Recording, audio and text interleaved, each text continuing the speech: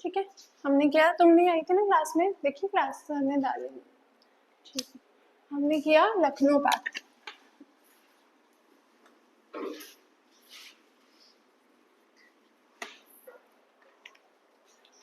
क्या पैक्ट था ये?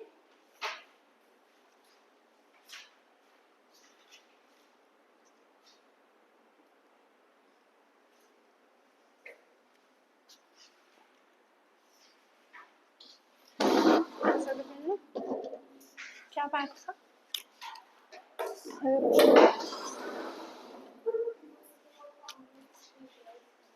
The pact between Muslim League and Congress, जब उन्होंने वापस से एक डिसीजन लिया that they will join hands का मतलब है कि they will participate and they will carry out national movement together and whatever the political platforms they will get they will share them with each other, क्योंकि उस time पे ना आगे हम देखेंगे इलेक्शंस शुरू हो जाएंगे। जो ब्रिटिश गवर्नमेंट थी उसने पूरी तरीके से नहीं पर कुछ election sort of system introduce किया, तो this was the pact based on the joint political functions including national movement and other reforms। ठीक है, क्यों हाथ मिलाए थे कांग्रेस ने, क्यों मिलाए थे हाथ, लिखा था? अच्छा तुम्हें ये वाली पीडीएफ वो वाली लिख ली थी पुरानी, समझ आया क्यों मिलाए थे मुस्लिम लीग ने हाथ, कांग्रेस ने हाथ? कांग्रेस वाला तो आसान है, वो तो उनको मिल गया हुआ था ना। 1909 में मुस्लिम्स को तो सेपरेट इलेक्टोरेट मिल गया था, ठीक है, मॉर्ले मिंटो रिफॉर्म से। मॉर्ले कौन था? मिंटो कौन था? गुड। तो टू सिंपल है, to broaden the social base of national movements by incorporating the Muslims into the mass movement। पहले वो अलग मूवमेंट कर रहे थे, वो अलग कर रहे थे, तो ब्रिटिश को मौका मिल रहा था to divide and rule, but जब मुस्लिम इनकॉर्पोरेट हो जाएंगे तो उनको डिवाइड एंड रूल का मौका नहीं मिलेगा, क्योंकि अगर हमें किसी कॉमन एनिमी से लड़ना है पहले हमें खुद यूनाइट होना पड़ेगा। अगर हम आपस में लड़ते रहेंगे तो हम तीसरे बंदे से नहीं लड़ सकते, ठीक है। और मुस्लिम लीग ने क्यों ज्वाइन किया था? देयर वर मेनी रीजंस, जैसे कि annulment of partition of Bengal, partition of Bengal खत्म कर दिया गया, which was not liked by the upper Muslim classes as they dreamt of a Muslim majority province। Second, university of Aligarh को affiliation की power नहीं दी Lord हार्डिंगे ने। और क्या था? ऑटोमन टर्की, जब वर्ल्ड वॉर 2 खत्म हुआ, Ottoman Turkey who is known as खलीफा the spiritual head of the Muslims, तो जब वर्ल्ड वॉर सेकेंड में इनकी डिफीट हुई, फर्स्ट में सॉरी, तो ऐसा सुना गया था कि इन पे बहुत ज्यादा हार्श ट्रीटी लगाई जाएगी। In this hurted the sentiments of the Muslim masses in India as well. And last is, जब उनकी एक सेशन हुई थी 1912 में, उस सेशन में मुस्लिम लीग ने ये डिसाइड किया था कि ये बाकी हर पार्टी के साथ मिलकर नेशनल मूवमेंट करेगी। And the major point for the both parties is the war time suffering faced by the people, क्योंकि वॉर चल रहा था और लोग बहुत ज्यादा सफर कर रहे थे, जैसे हमने देखा था land revenue, income tax, force recruitment, correct, वो भी देखा था इसलिए। And second is the suppression of the Muslim publication, that is Al Hilal and Comrade। अब पैक्ट तो बना लिया, पैक्ट जब कोलिशन गवर्नमेंट बनती है तो जब मेरी मेजॉरिटी है, वो पूरी मेजॉरिटी नहीं है गवर्नमेंट बनाने के लिए, मैं किसी और पार्टी को ऑफर करूंगी तो उसको टर्म्स एंड कंडीशंस भी दूंगी कि भाई मैं तेरे को ये पोर्टफोलियो दे रही हूँ, तो हमारे साथ आ जा।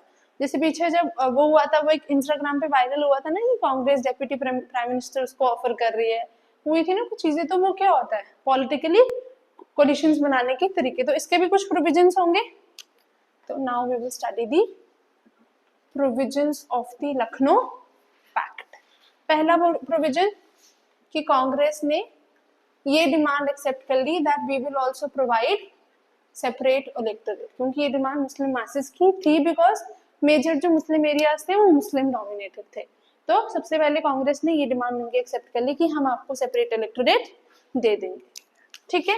सेकंड इज 1/3 रिप्रेजेंटेशन, क्योंकि अब तो आजादी चाहिए थी, आजादी मतलब गवर्नमेंट भी बनाएंगे जब आजाद हो जाएंगे, तो 1/3 representation in the government to the Muslim leaders, की जब हम गवर्नमेंट बनाएंगे आजाद होने के बाद उसमें जो 1/3 रिप्रेजेंटेशन होगी वो हम मुस्लिम लीडर्स को रखेंगे, रिजर्व्ड है। जैसे अभी पार्लियामेंट ने पास कर दिया ना वुमेन रिजर्वेशन का बिल, तो उसी तरीके से 1/3 रिप्रेजेंटेशन हम मुस्लिम मासेस को देंगे। 20-30 साल बाद वो बिल पास हुआ है, 30-40 साल बाद, कब से पढ़ा हुआ पार्लियामेंट में, ठीक है, 9th-10th की बुक में लिखा भी है, ठीक है। Third,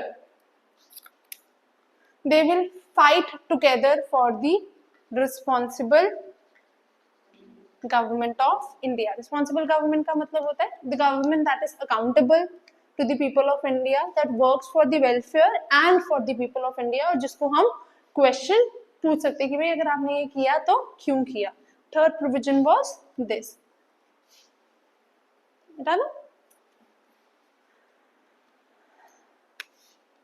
and the last provision was कि अगर कोई बिल गवर्नमेंट में इंट्रोड्यूस होता है और वो बिल किसी पर्टिकुलर मेजॉरिटी के या पर्टिकुलर कम्युनिटी के, फॉर एग्जांपल पार्लियामेंट में कोई मुस्लिम बिल इंट्रोड्यूस होता है, तो वो बिल तब तक पास नहीं होगा जब उस कम्युनिटी के 3/4 लोग उसको पास ना कर दे। जैसे हम यहाँ पे बैठे हैं, हमारा कोई हिंदू बिल आता है, जब तक वो बिल तब तक पास नहीं होगा तब तक 3/4 of the total Muslim Hindu leaders would pass that bill. ये वाला पॉइंट क्लियर हुआ? मतलब उस कम्युनिटी की उस कम्युनिटी से रिलेटेड, किसी भी कम्युनिटी से रिलेटेड कोई भी बिल आता है तो उस बिल को पास होने के लिए उसी कम्युनिटी की 3/4 मेजॉरिटी चाहिए इन दी लेजिस्लेटिव काउंसिल्स और असेंबलीज। क्लियर? प्रोविजन समझ आ गई? This were the provisions of the pact. Now we have the positive impact of the Lucknow pact. तो Lucknow session was a historical session, दो चीजों के लिए, for the joining of the moderates and the extremist, and second was the for the joining of the Muslim League and the Congress. क्या होगा impact positive? वहां पे मुस्लिम league लिखना है, मुस्लिम एंड हिंदू नहीं लिखना, मुस्लिम लीग एंड कांग्रेस, ठीक है।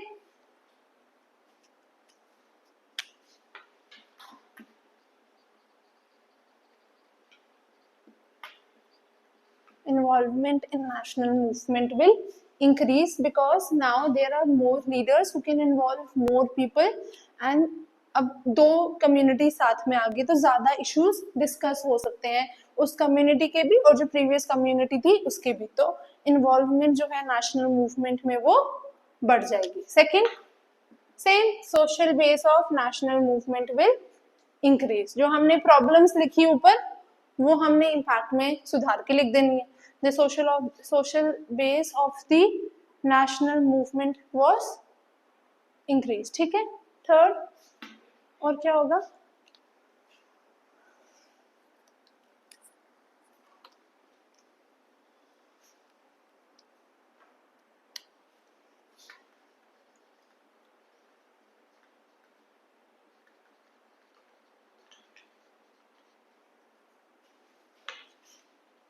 It was a great effort to ally the Hindus and Muslims together, जो पहले इतना नहीं होता था, बिकॉज ब्रिटिश ने ऑलरेडी बहुत ज्यादा रिफ्ट क्रिएट पहले से भी, तो ऑब्वियसली दो डिफरेंट रिलीजन्स है तो कुछ ना कुछ कॉन्फ्लिक्ट्स तो होते ही होंगे, क्योंकि कम्युनलिज्म की पहली फेज क्या होती है? कम्युनलिज्म सीधा वायलेंस पे नहीं पहुंचता, there are 4 stages of communalism, पता है?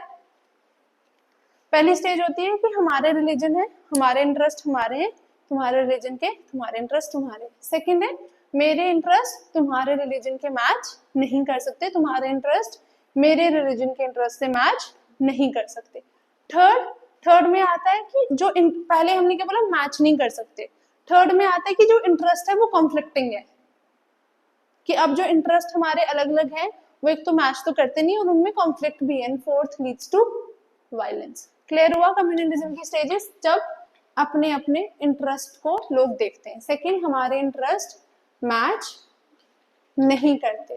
थर्ड इज मैच तो नहीं करते प्लस कॉन्फ्लिक्टिंग भी है। एंड लास्ट इज हम उन इंटरेस्ट के साथ में लास्ट स्टेज में बिलीफ आ जाता है कि हमारा रिलीजन ही सुप्रीम है और हम दो कम्युनिटीज या हम दो रिलीजन साथ में नहीं रह सकते। We can not live together because our interest are different and conflicting. These are the 4 stages of communalism. Communalism तुम्हारा सेपरेट टॉपिक है, ठीक है, या तो तुम सोसाइटी में करोगे या तो कम्युनलिज्म हो गया। Then we have regionalism. बड़े कम टीचर्स ऐसे करवाते हैं, जैसे हमने जब किया था हमें इंडियन सोसाइटी में करवाया था कम्युनलिज्म और रीजनलिज्म। और अगर कोई नहीं भी करवाता है तो तुम खुद कर लेना, ठीक है। वेरी कम्युनलिज्म हम अभी भी करेंगे, जो उस टाइम का कम्युनलिज्म था, आगे का तुम्हें खुद ऐड करना पड़ेगा, ठीक है। क्लियर हो गया यहाँ पे। तो ये एक सबसे बड़ा एफर्ट था हिंदू और मुस्लिम मासेस को अलाइ करने का। और फोर्थ पॉजिटिव इम्पैक्ट ये था कि ब्रिटिशर्स को पता चल गया, ब्रिटिशर्स को तो पता चले जाएगा कि दोनों जुड़ गए हैं, तो वो डर जाएंगे कि अब क्या करें। तो अब वो एक को खींचने की कोशिश करेंगे या दोनों को अपनी तरफ खींचने की कोशिश करेंगे। तो वो क्या लाएंगे, मैंने बोला था ना वो खुश करने के लिए बच्चे को टॉफी देते थे ना बचपन में, तो ब्रिटिशर्स क्या देते थे, रिफॉर्म्स। जैसे कौन से दिए थे एक्सट्रीमिस्ट और मॉडरेट्स के टाइम पे, कौन से दिए थे, मॉर्लिमेंटो, उनको अलग करने के लिए, उनको रोकने के लिए। इस टाइम पे उन्होंने दिए हमारे मोन्टाग्यू,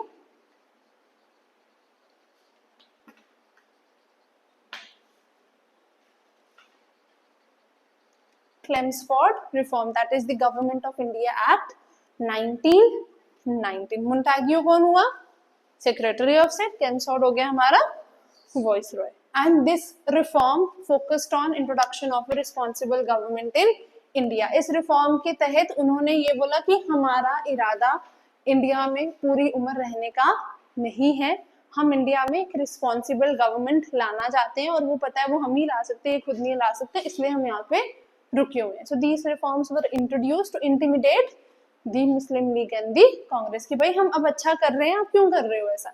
यहाँ तक क्लियर हुआ पॉजिटिव इम्पैक्ट। रिफॉर्म में कुछ तो चेंजेस आई होंगी, तो पॉजिटिवली उसने इम्पैक्ट किया ही होगा, हम इसके बाद वो भी करेंगे। क्लियर। अब आएंगे हमारा नेगेटिव इम्पैक्ट।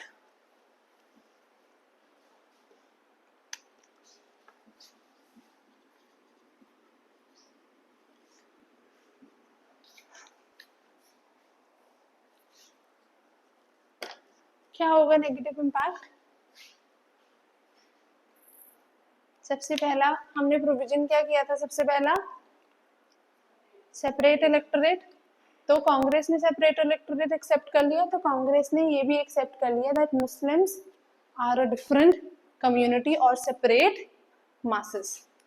अब जब एक की डिमांड एक्सेप्ट करेंगे तो कांग्रेस को हर कम्युनिटी की, पारसी भी बोलेंगे, सिख भी बोलेंगे, so this could lead to further division of the society on the basis of political lines। कि भाई एक बार आपने कर दिया तो सब क्या करो, जैसे आंध्र प्रदेश बनाया गया on the basis of language, फिर हर स्टेट को बनाया गया, पेप्सो को बाइफरकेट किया गया, एवरी स्टेट वाज बाइफरकेटेड, ठीक है। सेकंड क्या होगा, मुस्लिम लीग के साथ पैक्ट हुआ था। लीग मतलब लीडर्स और members of the party, not the Muslim masses. जरूरी किसको था इन्वॉल्व करना, मासेस को। मासेस से अभी तो पूछो कि आपको क्या चाहिए, but they considered Muslim league only, तो मुस्लिम मासेस इन्वॉल्व नहीं थे। थर्ड, मुस्लिम लीग के साथ पैक्ट साइन करना और उसको उस बेसिस पे सारे प्रोविजंस दे देना कि बाद में हम आपको ये देंगे, मुस्लिम कम्युनिटी को हम ये देंगे। तो इसका मतलब आप बोल रहे हो सिर्फ मुस्लिम लीग ही रिप्रेजेंटेटिव है मुस्लिम्स की, ठीक है, कि मुस्लिम लीग ही इकलौती पार्टी है जो मुस्लिम मासेस को रिप्रेजेंट कर रही है, तो बाकी कहाँ गए। This was the mistake done by the Congress की उसने सिर्फ मुस्लिम लीग को ही कंसीडर किया और उन्हीं की डिमांड्स के बेसिस पे लखनऊ पैक्ट के प्रोविजंस बना दिए। बाकी पॉलिटिकल पार्टीज या बाकी जो रिप्रेजेंटेशंस थी मुस्लिम मासेस की या इवन मुस्लिम मासेस को भी उन्होंने कंसीडर नहीं किया। And the last is,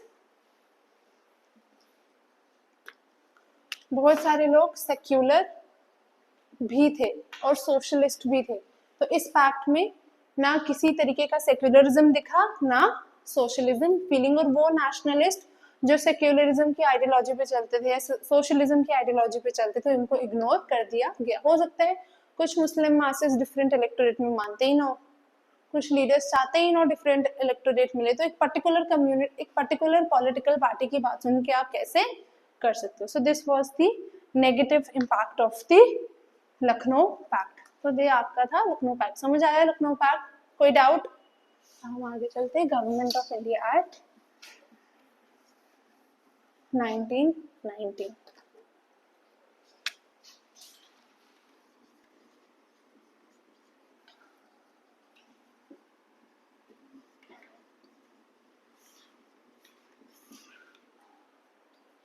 government of India act 1919 it was announced, एक अनाउंसमेंट आया था 20 अगस्त 1917 को। इसको हम अगस्त प्रोक्लेमेशन भी बोलते हैं।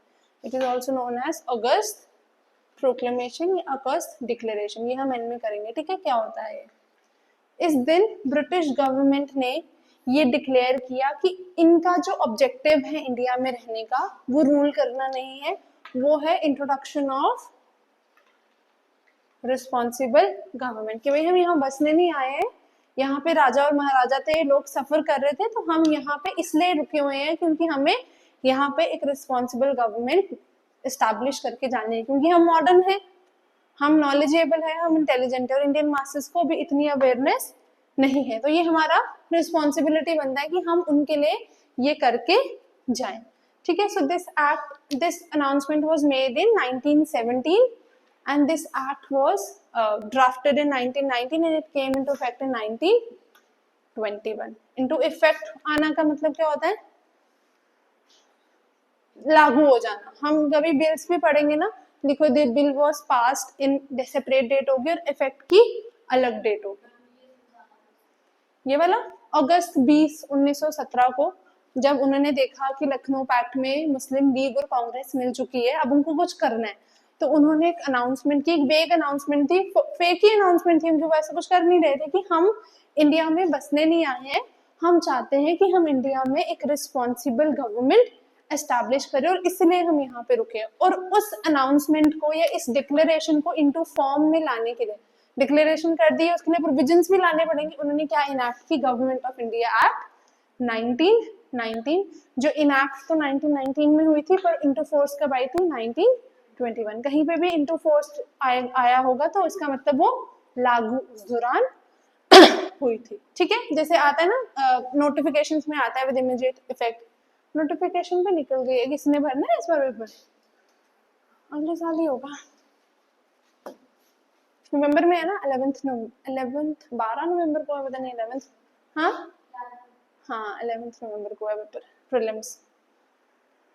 इट्स ओके, जेकेपीएससी कुछ भी कर सकती है, ऐसे उनके पेपर बहुत अच्छे हैं, बस वो जो टाइम का इशू है ना उनका, वो गलत है ना। अगर फॉर एग्जांपल एक बंदा नवंबर में पेपर दे दे, अगले साल उसका मई जून में मेंस होगा, उसके अगले साल नवंबर में होगा, ही डजंट नो कि उसको दूसरी बार अप्लाई करना है कि नहीं करना है, या तो इंटरव्यू के लिए प्रिपेयर करेगा, दूसरी बार प्रीलिम्स के लिए प्रिपेयर करेगा, उसने में उसकी उम्र निकल जाएगी। मतलब एक स्टेप आप आगे चले जाओगे ना अपनी एज में, वो तो विद इफेक्ट 1 जनवरी से ही एज कंसिडर करते हैं। ये बस ये चक्कर है, बाकी पेपर अच्छे डालते हैं वो as compare to the.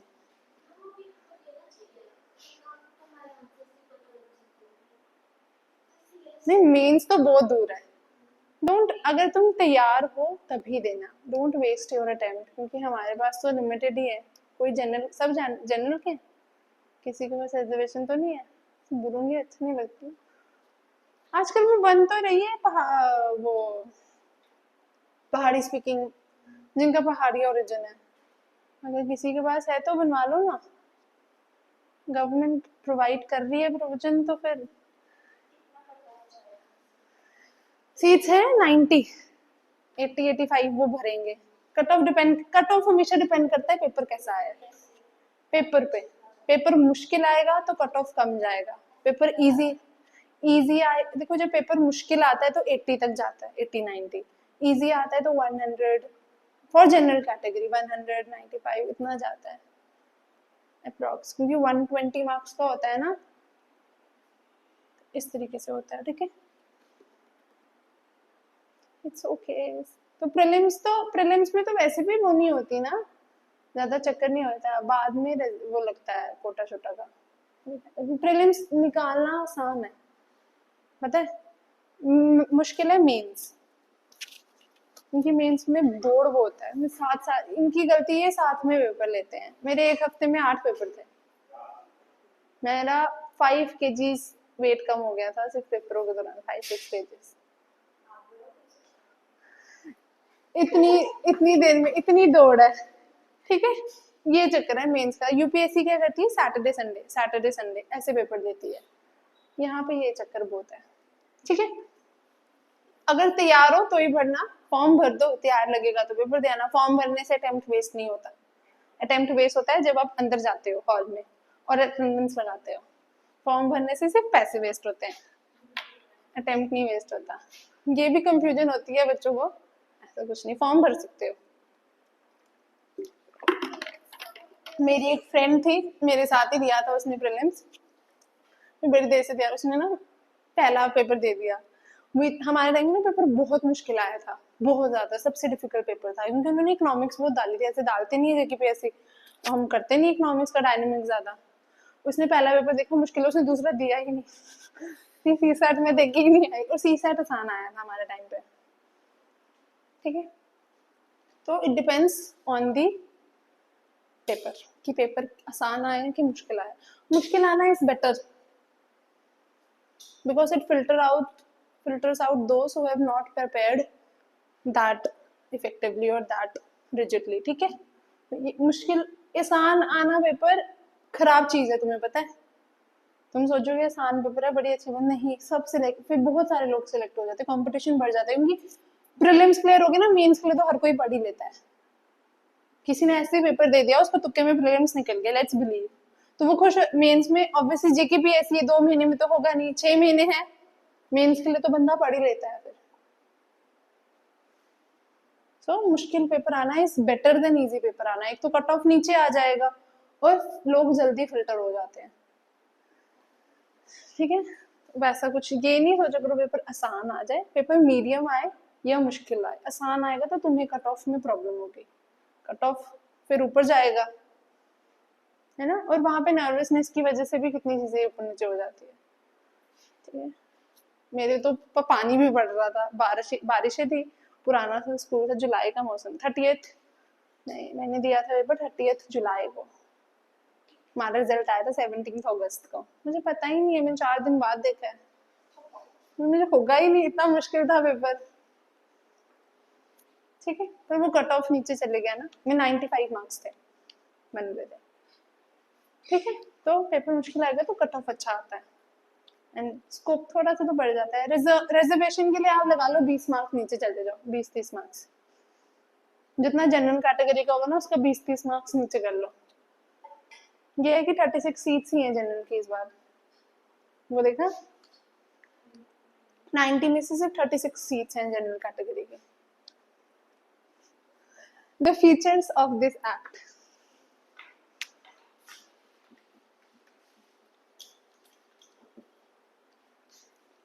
Seats देख के पेपर देना, टाइम है, अगर किसी और चीज का प्रेशर नहीं है, शादीशुदी का टाइम है तो अगले साल दो। बच्चों पे होता है ना, शादीशुदी का प्रेशर भी होता है लड़कियों पे।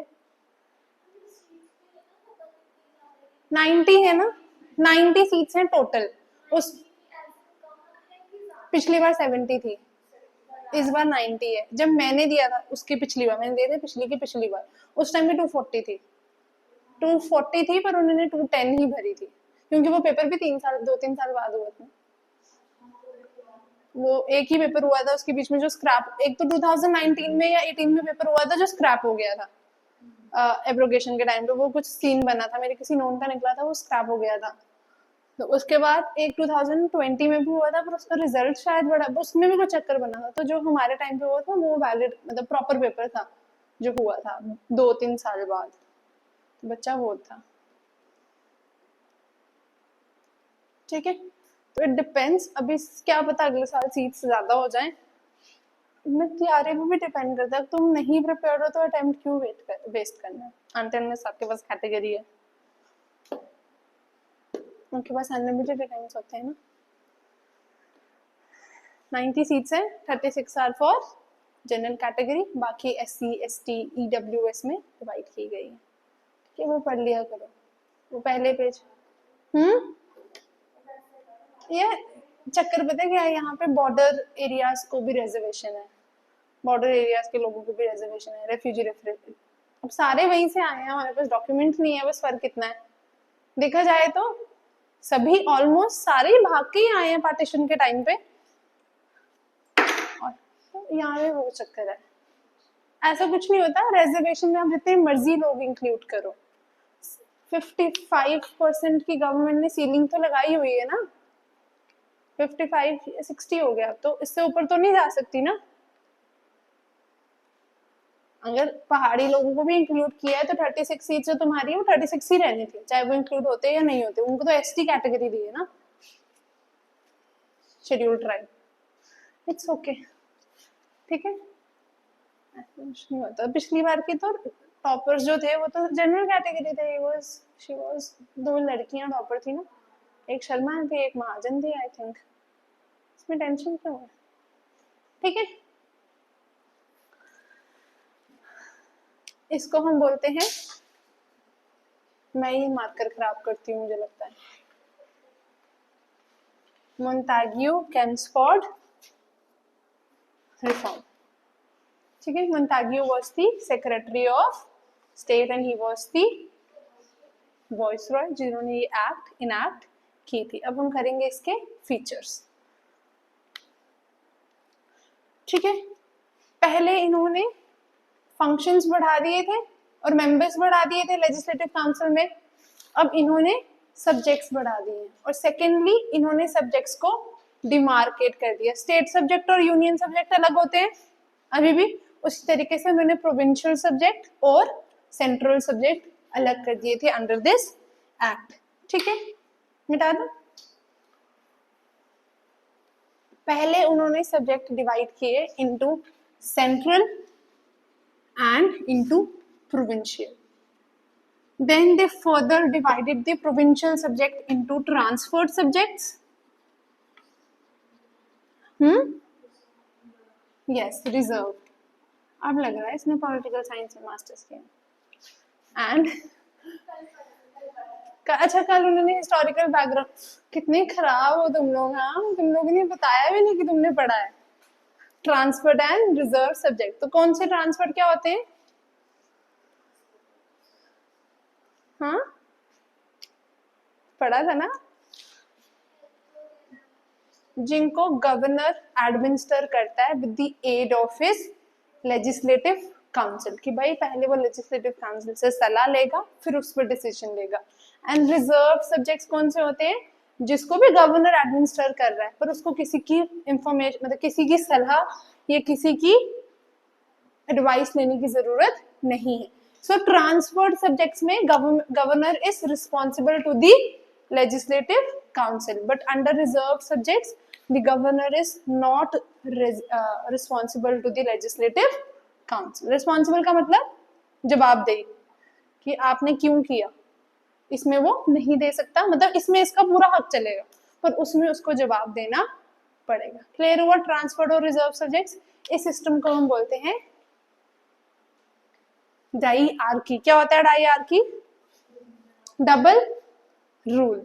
इस सिस्टम को भी हम डबल रूल बोलते हैं। क्लियर हुआ? Provincial and transferred and reserve.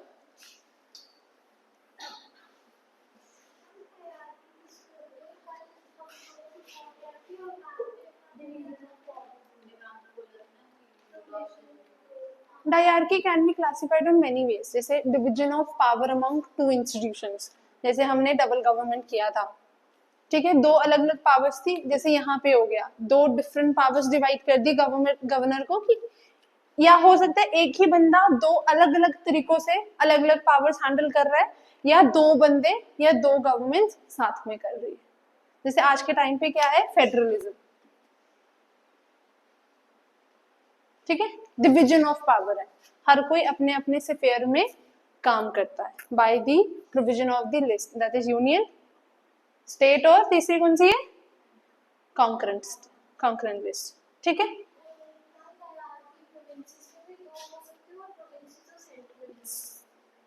Double rule, simple सी बात है, और वो किसी भी तरीके से हो, पावर्स के बेस में हो, पर्सन के बेस में हो, कैसे भी हो, ठीक है। थर्ड इसमें वेरी इंपॉर्टेंट फीचर क्या है? Yes, bicameralism. क्या होता है बाइकैमरलिज्म? यस, ठीक है।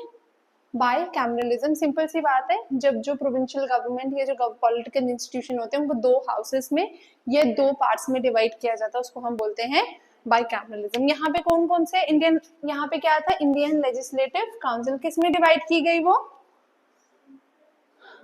Upper house and lower house. Upper house कौन सा होता है? दी काउंसिल ऑफ स्टेट, और लोअर होता है लेजिस्लेटिव असेंबली, लेजिस्लेटिव असेंबली, ठीक है। अपर हाउस को काउंसिल ऑफ स्टेट क्यों बोलते हैं? क्योंकि उसमें स्टेट के रिप्रेजेंटेटिव होते हैं, chosen indirectly, they are not chosen by the people directly. Rajya Sabha के इलेक्शन लोग नहीं करते हैं, जो लोकसभा के मेंबर्स होते हैं उनका कोई सिस्टम होता है, उसके उस सिस्टम को आई थिंक बोलते हैं प्रोपोर्शनल रिप्रेजेंटेशन करके, वो एक मेथड भी होता है, तो मैं वो करवाएंगे जब वो करवाएंगे ना राज्यसभा लोकसभा, उसके थ्रू वो राज्यसभा के मेंबर वगैरह इलेक्ट करते हैं। उसी तरीके से प्रेसिडेंट भी इलेक्ट होता है। और लोअर हाउस इस लेजिस्लेटिव असेंबली जिसमें डायरेक्ट इलेक्शन से इलेक्ट किए गए लोग प्रेजेंट होते हैं, इसलिए इसको लेजिस्लेटिव असेंबली, ये हाउस ऑफ पीपल भी बोला जाता है, बिकॉज यहाँ पे रिप्रेजेंटेटिव ऑफ स्टेट है, यहाँ पे रिप्रेजेंटेटिव ऑफ पीपल है, और प्रेसिडेंट इसका मेंबर होता है, प्राइम मिनिस्टर इसका। क्लियर? राज्यसभा का मेंबर प्राइम मिनिस्टर बन सकता है? बन सकता है, बस उसको मेजॉरिटी प्रूफ करनी पड़ती है विदिन 6 मंथ। कौन बना था? हमारे एक प्राइम मिनिस्टर थे ना जो राज्यसभा के मेंबर थे, मुझे एक ही याद है, क्योंकि वो दो हैं आई थिंक, मुझे एक ही याद है, Manmohan Singh was the member of the Rajya Sabha, ठीक है। बाइकैमरलिज्म वाला पॉइंट क्लियर हुआ। नेक्स्ट है वॉइसरॉय की जो एग्जीक्यूटिव काउंसिल है उसमें से 3 लोग क्या होने चाहिए?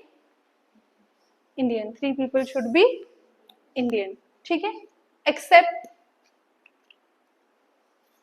एक्सेप्ट कमांडर इन चीफ, सब कुछ थोड़ी दे देंगे, कमांडर इन चीफ थोड़ी बनाएंगे किसी इंडियन को। तो वॉइसरॉय की एग्जीक्यूटिव काउंसिल में जो 6 लोग हैं उसमें से 3 इंडियन होने चाहिए, पर आप इंडियन को कमांडर इन चीफ की पोजीशन नहीं दे सकते। That is to be held by a British nationalist और पॉलिटिशियन ओनली। और क्या था इसका मेजर फीचर? एक और था, गलती कर दी ना हमने बता के, तुमने पढ़ा है।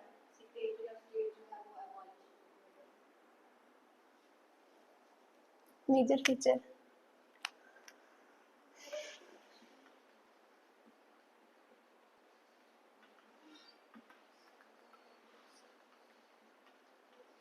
किसको दिया? Separate electorate, 6 Indian Christians, Anglo Indians और यूरोपियंस। तो कहीं ना कहीं कम्युनलिज्म या कम्युनल इलेक्टोरेट्स जैसी चीजें इस एक्ट ने बढ़ा दी। क्लियर हुआ? Now this act also introduced elections in not a direct way or not a universal way, but it did। तो इन्होंने क्या कॉन्सेप्ट लाया? Limited franchise. क्या होता है लिमिटेड फ्रेंचाइजी? जो यस जो वोटिंग राइट्स होती हैं वो सिर्फ लिमिटेड लोगों को मिलती है। किनको मिलेगी?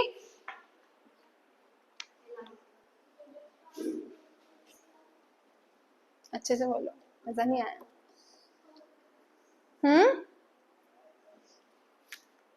फ्रेंचाइजी किस किस को मिलेगी वोटिंग राइट्स?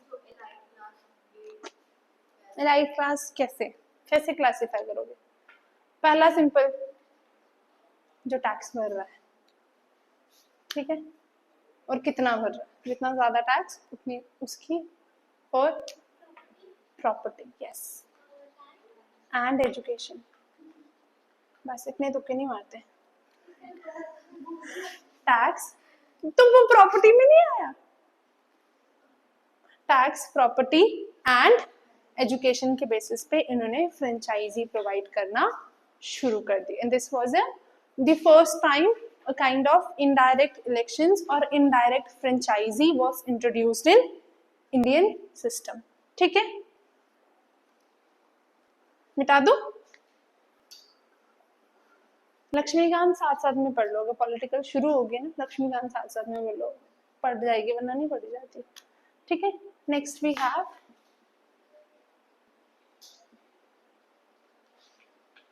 Provincial budgets. क्या मतलब हुआ?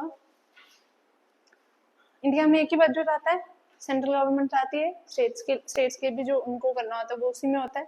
स्टेट अपना बजट नहीं लाती, जम्मू कश्मीर में पहले आता था, अब नहीं आता। ठीक है, after the abrogation of article 370 तो इन्होंने for the very first time they introduced provincial budget, that is they separated the budgets of the provinces और the states from the central government and they gave right to the provincial governments to enact their own budget, जो आज के time पे नहीं होता है। Clear? पक्की बात है? Government of India act 1919। Political science में तुम ज्यादा फीचर्स करोगे। ठीक है, so these were the reforms introduced by the Britishers to calm down the national or to suppress or to lower down the national movement and please the Muslim as well as the Congress nationalist. ठीक है, कि Indians को representation बढ़ा दी, budget अलग कर दिए, indirect elections ले आए, ये सब। ठीक है, नेक्स्ट इम्पॉर्टेंट, अब हम एक और मूवमेंट करेंगे and then will move to the Gandhian phase. एक और मूवमेंट है that is the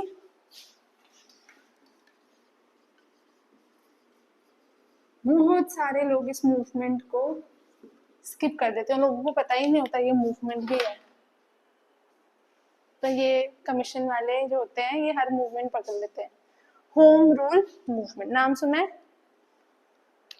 home rule movement was basically a movement of Ireland. Ireland में एक बंदा था रेमंड, उसने वहां पे होम रूल मूवमेंट शुरू की थी, उससे इंस्पायर होके इंडिया में भी होम रूल मूवमेंट शुरू हुई। होम रूल का मतलब क्या होता है? होम मतलब अपना, रूल मतलब राज। तो क्या हो गया aim? Self rule. So the aim of this movement was self rule. ठीक है, इंडिया में ये मूवमेंट किसने की थी? हाँ, एनी बेसेंट एंड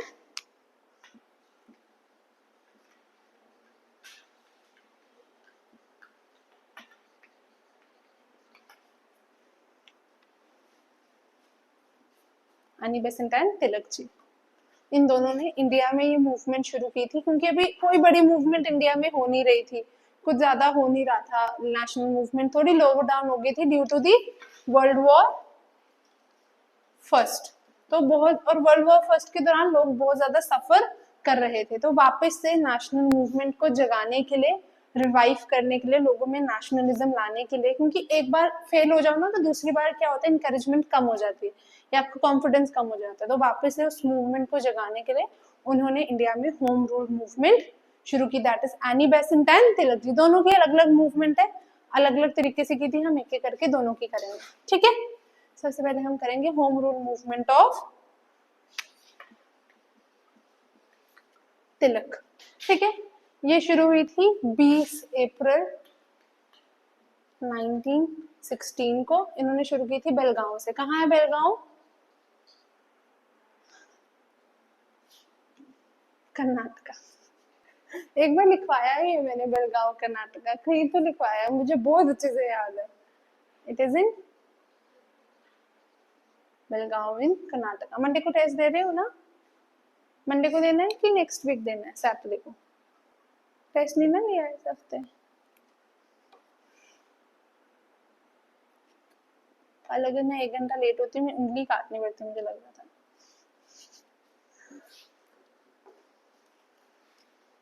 इसलिए कहते रिंग्स नहीं पहननी चाहिए या दरवाजे अच्छे से बंद करने चाहिए। मैं आ रही थी, मैं निकल रही थी, होता है मेरा हाथ ही दरवाजे के अंदर आ गया और वो रिंग अंदर दब गई। इट्स ओके, मैं भी 1 घंटा रोई हूँ। ठीक है।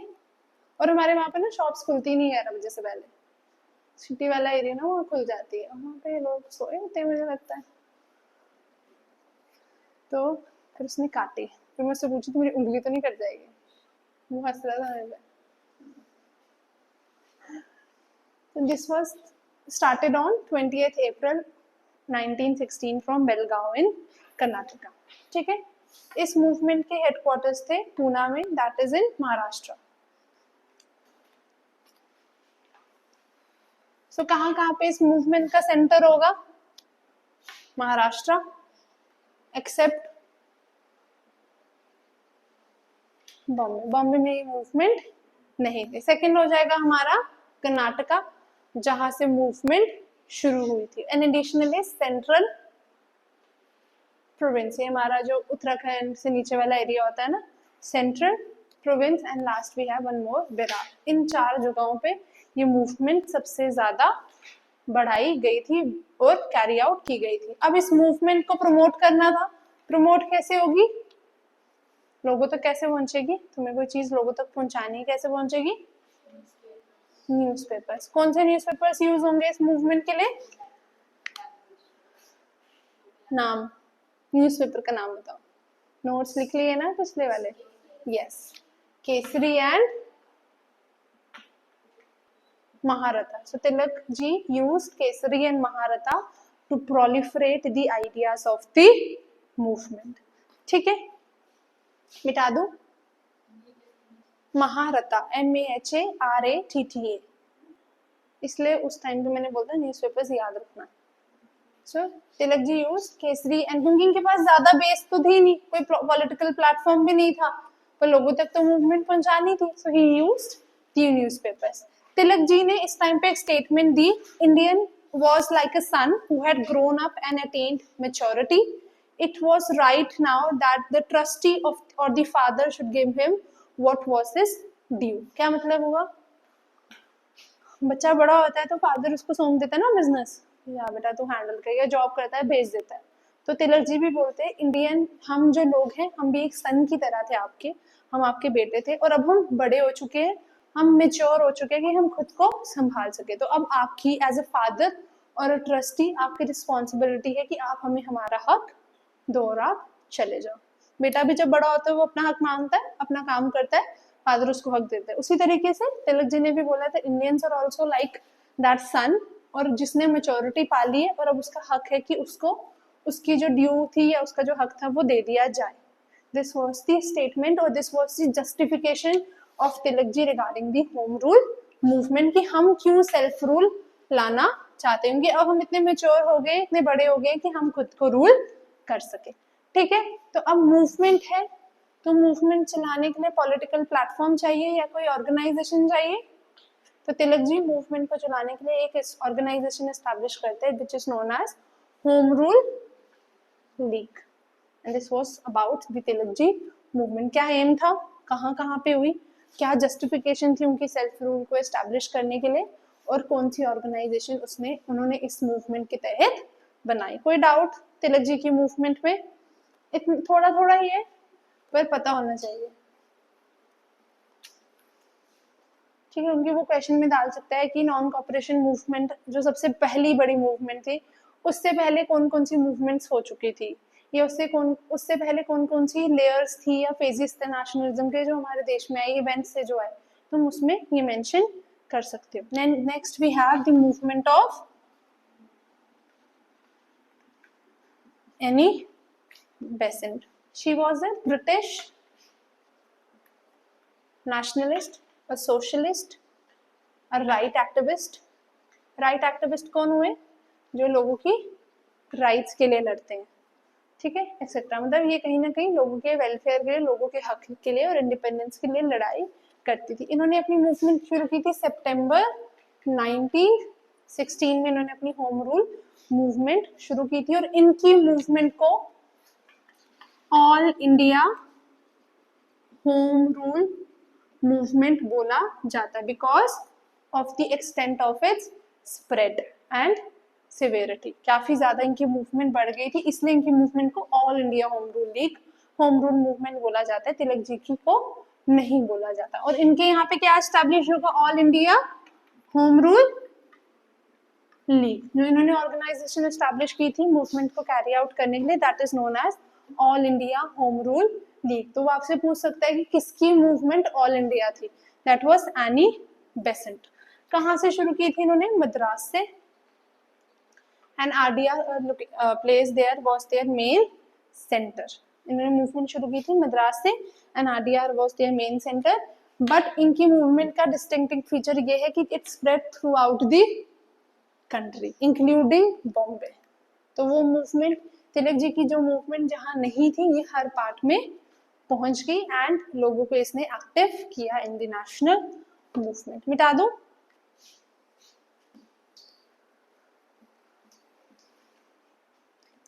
ठीक है। इसने इन्होंने भी अब ऑब्वियसली मूवमेंट स्प्रेड करनी है तो ये भी न्यूज़पेपर्स लिखेंगे। तो इन्होंने 2 न्यूज़पेपर्स शुरू किए, new India and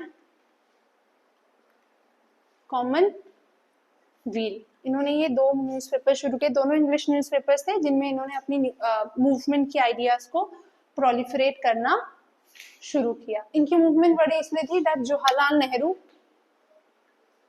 and Subramaniam Iyer, याद है सुब्रमण्यम अय्यर कौन थे, क्या बोला जाता है सुब्रमण्यम अय्यर को, मैन ऑफ साउथ इंडिया। इन्होंने Jawaharlal Nehru, Subramaniam Iyer, then we have John Arundale, इन सब ने इनकी मूवमेंट को, मतलब प्रोमिनेंट नेशनलिस्ट जो थे वो इनकी मूवमेंट के पार्टिसिपेंट्स या इसकी मूवमेंट के मेंबर्स थे, ठीक है। सो कौन थे सुब्रमण्यम अय्यर, नेहरू नेहरू ये कौन लोग थे, दे वर मॉडरेट लीडर्स जो कांग्रेस की एक्टिविटीज से खुश नहीं थे and they joined the home rule movement. Clear हुआ, एम सेम था, फोकस सेम था, तरीका सेम था, बस नाम अलग थे और तरीका अलग था और पहुंच ज्यादा थी। क्लियर हुआ। बाय 1917 एक साल ही मूवमेंट चली है, 1917 तक ये मूवमेंट काफी ज्यादा स्लो डाउन हो चुकी थी। क्लियर हुआ होम रूल मूवमेंट। हर मूवमेंट का इम्पैक्ट होता है, तो इस मूवमेंट का पॉजिटिव इम्पैक्ट क्या होगा,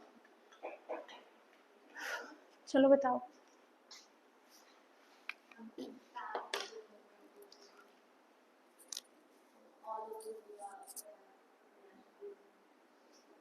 अच्छे से थोड़ा। So this was the time of national stagnation। क्या मतलब हुआ, स्टैग्नेशन क्या होती है, स्टेशनरी, जो एक जगह इकट्ठा हो जाता है। तो नेशनल मूवमेंट या नेशनलिज्म इस टाइम पे रुक चुका था क्योंकि कांग्रेस के पास सोशल बेस नहीं थी अभी इतनी, वर्ल्ड वॉर फर्स्ट चल रहा था, ठीक है। तो ये मूवमेंट उस दौरान आई जब हमारे देश में नेशनलिज्म कम हो गया था। तो इस मूवमेंट ने वापस से लोगों को मोटिवेट किया, एनकरेज किया और वापस से लोगों में नेशनलिज्म की फीलिंग लाई और नेशनलिज्म को अलाइव रखा। सो क्योंकि उस टाइम पे यही मूवमेंट हो रही थी, कोई और मूवमेंट नहीं थी। गांधी जी जो थे रीजनल सत्याग्रह कर रहे थे, लोगों को एजुकेट कर रहे थे, इकट्ठा कर रहे थे। तो उस टाइम पे एक ऐसी चीज की जरूरत थी जो लोगों को याद दिलाए कि उनका एम क्या है। और ये मूवमेंट वो उस तरीके से इस मूवमेंट ने ये रोल परफॉर्म किया। क्लियर। अब ये मूवमेंट जब इतनी अच्छी थी और ब्रिटिश नेशनलिस्ट ने शुरू की थी, ब्रिटिशर्स कुछ बोल भी नहीं सकते थे, तो ये खत्म क्यों हुई, डेट देखो, 1917 में मूवमेंट खत्म हुई थी, 1916 में शुरू हुई थी। क्या हुआ था 1917 में, यस 1917 में जब ब्रिटिशर्स ने अगस्त डिक्लेरेशन की, that is the declaration of establishing responsible government in India. Annie Besant खुश होगी और एनी बेसेंट को लगा कि अब ब्रिटिशर्स खुद ही सब कुछ ठीक कर रहे हैं, तो उन्होंने मूवमेंट बंद कर दी, ठीक है। एनी बेसेंट की मूवमेंट इसलिए बंद हुई क्योंकि उन्होंने ब्रिटिशर्स पे भरोसा किया। तिलक जी की मूवमेंट क्यों बंद हुई होगी, ठीक है। तो तिलक जी 1918 में इंग्लैंड चले जाते हैं फॉर अ केस, ठीक है। इन्होंने एक केस किया होता है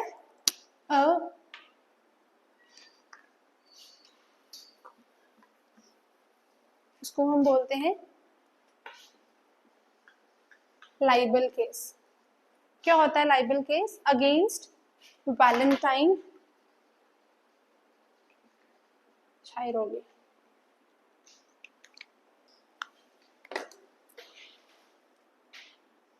क्या होता है libel case? Idea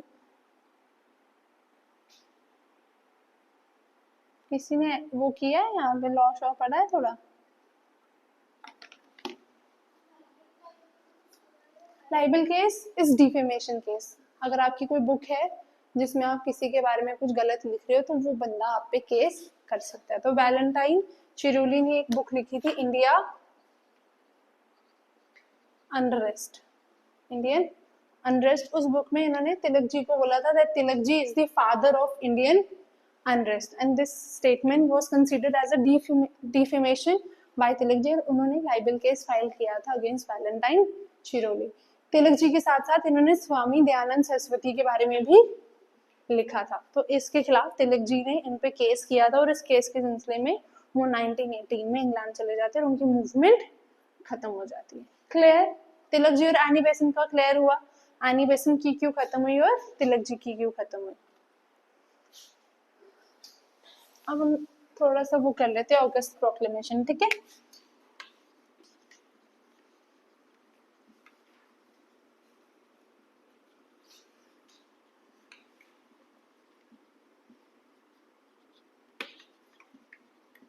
August declaration को मोंटाग्यू डिक्लेरेशन भी बोला जाता है, ठीक है? It was also known as Montagu declaration of 1917। इस तहत ब्रिटिशर्स ने अनाउंस किया the establishment of responsible government हम इंडिया में बनाएंगे। सो उस टाइम पे एडविन मोंटाग्यू, उसका पूरा नाम था एडविन मोंटाग्यू, जो सेक्रेटरी ऑफ स्टेट था इंडिया के लिए, उसने बोला कि ब्रिटिश की जो पॉलिसी है वो इंडिया में सेल्फ गवर्नमेंट इंस्टीट्यूशंस बनाने की, जैसे parliamentary proceedings, then we have judiciary. तो इस तरीके से हम ये करना चाहते हैं, इसलिए हम इंडिया में रुके हुए हैं। क्लियर? ऑगस्ट प्रोक्लेमेशन इतना ही है, ठीक है? ऑगस्ट प्रोक्लेमेशन आई थिंक तुम्हें उसमें भी करना है, करवाएंगे, एक्ट से पहले करवाया होगा शायद मैम ने। ऑगस्ट प्रोक्लेमेशन करवाएंगे, क्रिप्स मिशन करवाएंगे, माउंट बैटन प्लान आएगा। कुछ चीजें हैं जो सेम है, मैं भी अलग से करवाऊंगी। अगर तुम्हें एक्ट समझ आई होगी फिर हम फिर से नहीं करेंगे एक्ट, है ना? सारी की करनी है, कर लेंगे, या तो ये तो मैं तुम्हें नोट्स दे दूंगी, है ना?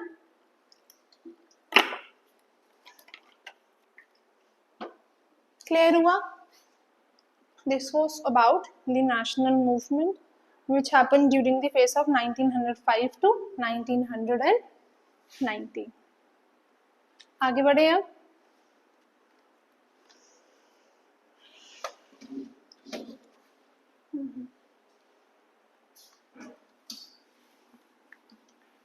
Now we will start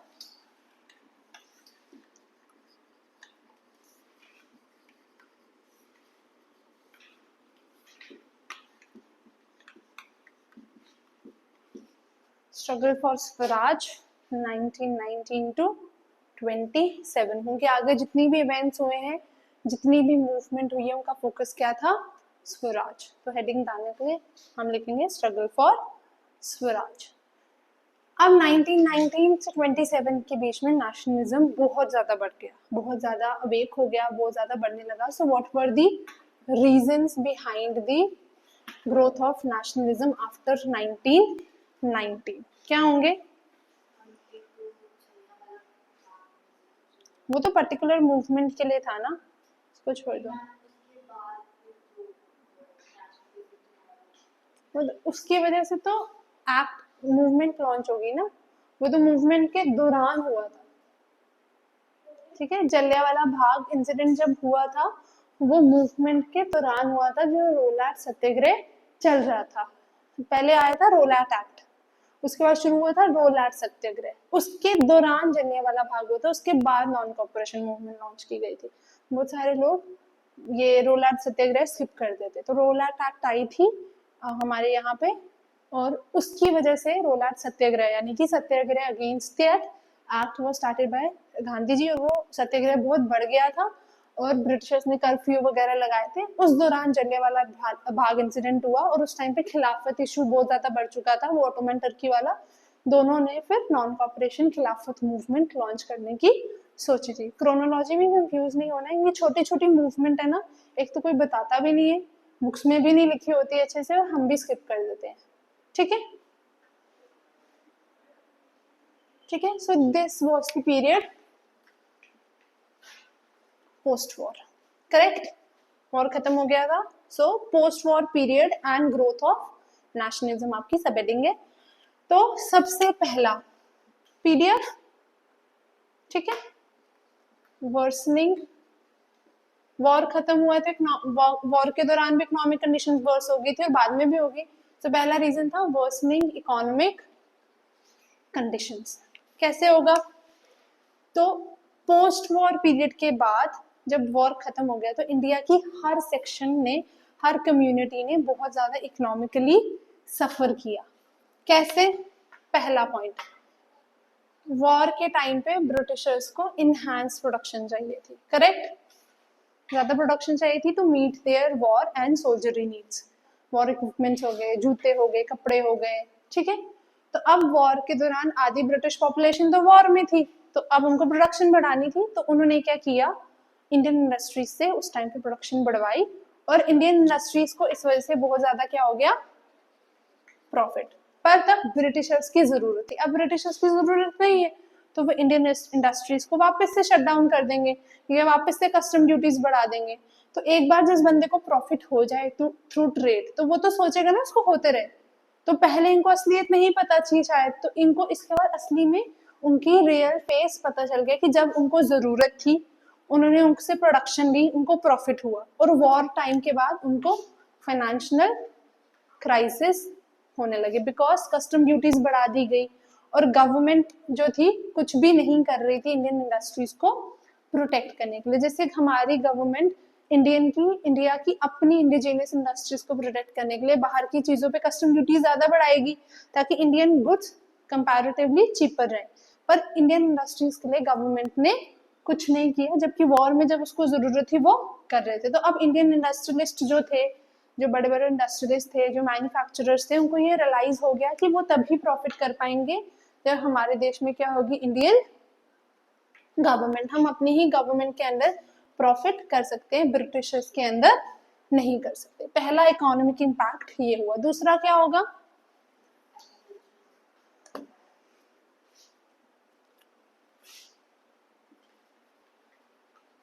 ये 3 क्लासेस ना लर्न कर लो, workers, industrialist, peasant, artisans and workers. ये कुछ चीजें हैं जब आगे हर मूवमेंट में इंडस्ट्रियलिस्ट ने क्यों पार्टिसिपेट किया, क्या रीजंस थे, वर्कर्स ने क्यों पार्टिसिपेट किया, पीजेंट्स ने क्यों किया, आर्टिसंस ने क्यों किया। सेकंड आएगा हमारा पीजेंट्स। पीजेंट क्यों परेशान थे, हमने पढ़ा था ड्रेन ऑफ वेल्थ, रेवेन्यू बढ़ा देते थे वॉर एक्सपेंडिचर मीट करने के लिए, so they were burden by high land revenue. And third we have artisans and workers. ये क्यों परेशान होंगे, अनएम्प्लॉयमेंट। पहले एम्प्लॉय हुए क्योंकि इंडस्ट्रीज बढ़ रही थी इंडिया में ड्यूरिंग द वॉर। इंडस्ट्रीज की अगर प्रोडक्शन नहीं हो रही वो खत्म होने लगेंगे, तो they became unemployed and they also moved. जब किसी के साथ बुरा होगा तो वो उस राह पे चलता है जहाँ पे उसको कुछ चीजें अच्छी मिले, so they also move towards the national movement. ये तुम्हारे हो गए economic conditions. Second we have the reason of international influences. World war first हुआ है, करेक्ट। ब्रिटिशर्स ने कुछ प्रॉमिस किए थे कांग्रेस को, ब्रिटिशर्स ने और एलीट फोर्सेस ने बेसिकली एक प्रॉमिस किया था कि वर्ल्ड वॉर खत्म होने के बाद हम अपनी हर कॉलोनी में क्या एस्टैब्लिश करेंगे, डेमोक्रेसी। ड्यूरिंग दी वॉर अपने में उन्होंने प्रॉमिस किया था, but after the end of the war they betrayed all their promises. और जहाँ पे उन्होंने कॉलोनियल सिस्टम खत्म करना था, वो तो वॉर इस बेसिस पे लड़ रहे थे ना कि हम डेमोक्रेसी एस्टैब्लिश करना चाहते हैं, हम अपनी कॉलोनीज में भी डेमोक्रेसी लाएंगे। तो आफ्टर द वॉर वो सब ये सब भूल गए, और जो हारी हुई टेरिटरीज थी the defeated territories or the defeated colonies were also distributed among the elite powers, जो वॉर के एक तरफ ब्रिटिशर्स के साथ शामिल थे। तो जो सामने वाली पार्टी थी उनकी टेरिटरीज भी उन्होंने आपस में बांट ली। तो जहाँ पे वो डेमोक्रेसी एस्टैब्लिश करना चाहते थे, प्रॉमिस किया था comparatively to that after the war, उन्होंने और ज्यादा कॉलोनियल सिस्टम बढ़ा दिया। तो कहीं ना कहीं उन्होंने लोगों को डिसइल्यूजनमेंट में रखा, सपनों की दुनिया गलत फेक, और जब किसी का सपना टूटे तो उसको और दुख होता है। तो इस वजह से लोगों के अंदर नेशनलिज्म और बढ़ गया, क्योंकि लोग तो खुश हो रहे थे कि ब्रिटिशर्स प्रॉमिस कर रहे हैं तो हमारे देश में भी डेमोक्रेसी आ जाएगी। पर जब उन्होंने वर्ल्ड वॉर 1 के बाद देखा कि डेमोक्रेसी एस्टैब्लिश करने के बजाय उन्होंने और टेरिटरीज हथिया लिए, तो लोगों की जो ये डिसइल्यूजनमेंट थी वो खत्म हो गई, and they also turn towards the national movement. ठीक है, ये वाला पॉइंट क्लियर हुआ। नेक्स्ट हमारा है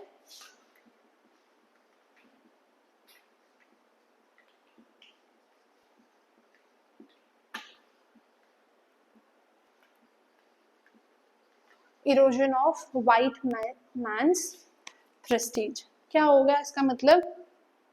ब्रिटिशर्स अपने आप को बड़ा सोफिस्टिकेटेड और अच्छा दिखाते थे, but during the world war 1 जो चीजें उन्होंने की उनका ब्रूटल, गंदा और वो तो बोलते थे हम बड़े सिविलाइज्ड हैं, आप अनसिविलाइज्ड हो।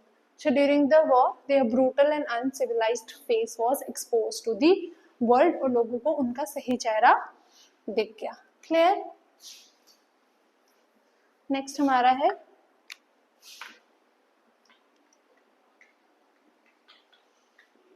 Russian revolution. Now you have to relate. क्या हुआ? क्या होता है रशियन रेवोल्यूशन में? हुआ था 1917 में, एक बंदा था लेनिन, जिसने ओवरथ्रू कर दिया जो एग्जिस्टिंग रिजाइम था ना, जो एग्जिस्टिंग गवर्नमेंट थी रशिया में, उसने उसको हटा के एक स्टेट बनाई, that is the socialist state, जो सिर्फ लोगों के वेलफेयर के लिए सोचती है। तो रशिया के पास भी पहले कॉलोनीज थी, तो सोशलिस्ट स्टेट के बाद क्या वो कॉलोनीज रखेगी? नहीं। तो इन्होंने अपनी सारी कॉलोनीज से अपना हक हटा दिया, उनको छोड़ दिया कि अब हमारा यहाँ पे हमारा इस पे कोई भी हक नहीं है। That is the Asian colony. So under Russian revolution, after the Russian Revolution, socialist state was established in Russia, and Russia renounced its rights over its Asian colonies. So obviously this event would have inspired the people. उनके मन में भी सपने आएंगे, किसी एक के साथ अच्छा होता है ना, दूसरा भी सोचता है मेरे साथ भी हो, तो लोगों के मन में नेशनलिज्म और ज्यादा बढ़ेगा। सो इस इवेंट ने बहुत ज्यादा नेशनलिज्म को स्पार्क दिया इन इंडिया की। अगर एक स्टेट कर सकती है, वो भी तो एलीट पावर्स का हिस्सा थी ड्यूरिंग द वॉर, तो दूसरी स्टेट क्यों नहीं कर सकती? ठीक है। एंड लास्ट हमारा है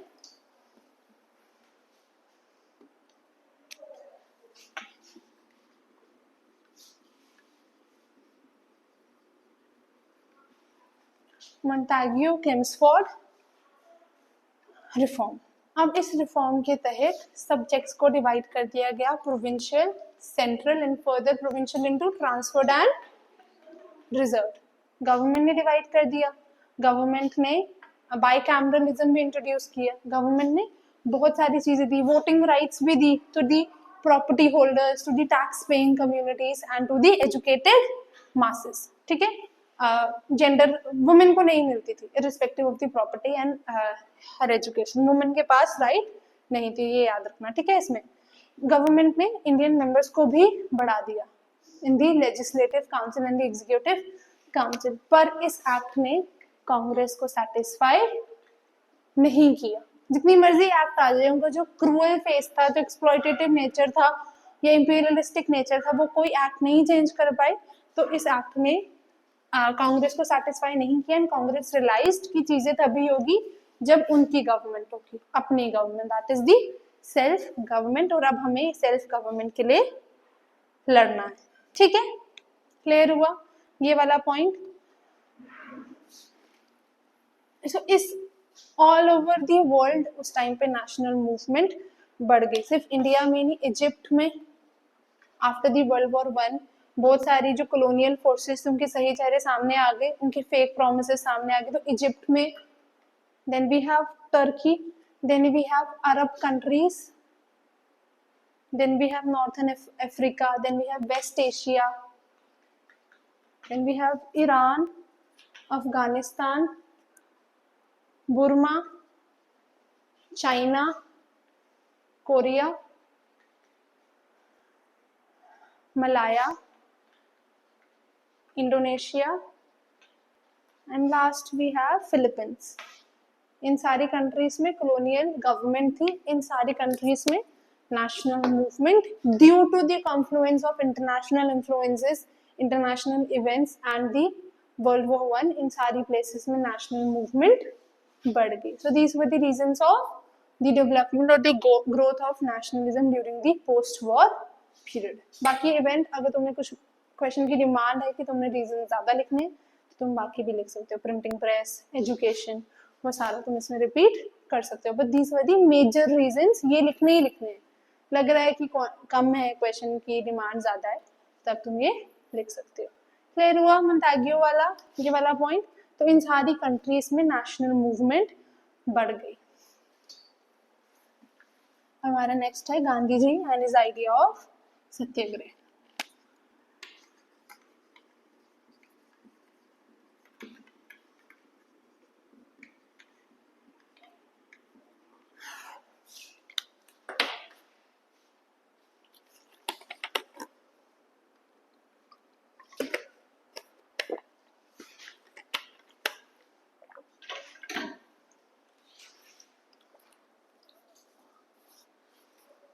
उस टाइम पे जब नेशनलिज्म बढ़ रहा था, लोगों की स्ट्रगल बढ़ रहे थे, उस टाइम पे Gandhi ji was also working towards the development of nationalism in our India. क्या नाम था, पूरा क्या नाम था गांधी जी का? मोहनदास करमचंद गांधी. कहाँ वर्क हुआ था इनका? पोरबंदर इन गुजरात. बेसिकली गांधी जी को महात्मा का टाइटल दिया था रविंद्रनाथ टैगोर ने. पहले ये महात्मा नहीं जाने जाते थे. रविंद्रनाथ टैगोर ने आफ्टर कौन सा सत्याग्रह था? चंपारण सत्याग्रह. गांधी जी को महात्मा का टाइटल दिए थे. ही वॉज बॉर्न ऑन 2 अक्टूबर 1869. आज भी सेलिब्रेट होता है नेशनल हॉलीडे. 2 अक्टूबर 1869 को इनका जन्म हुआ था. Then he studied law in Britain. वो ब्रिटेन चले गए लॉ पढ़ने. And then he went to South Africa. Britain से वो गए South Africa to practise law. ठीक है. साउथ अफ्रीका में उन्होंने किसके खिलाफ लड़ाई की? Racism, racial discrimination, that is the racist regime और सिस्टम. क्या बोलते हैं साउथ अफ्रीका के रेसिस्ट regime को, सिस्टम को? Yes, apartheid. किसने खत्म किया था अपार्थीड? किसका मेजर रोल था apartheid? Apartheid is racial discrimination, क्योंकि उनके साथ जॉब्स के बेसिस में, प्लेसेस के, पब्लिक प्लेसेस के बेसिस पे, बहुत सारे बेसिस पे डिस्क्रिमिनेशन होती थी ब्लैक नेग्रोस के साथ. And that system is known as apartheid. किसने खत्म किया था? सबसे ज्यादा किसका रोल था? Yes, Nelson Mandela. ये भी तुमको 10th की बुक में मिल जाएगा, पॉलिटिकल साइंस की ना. ठीक है.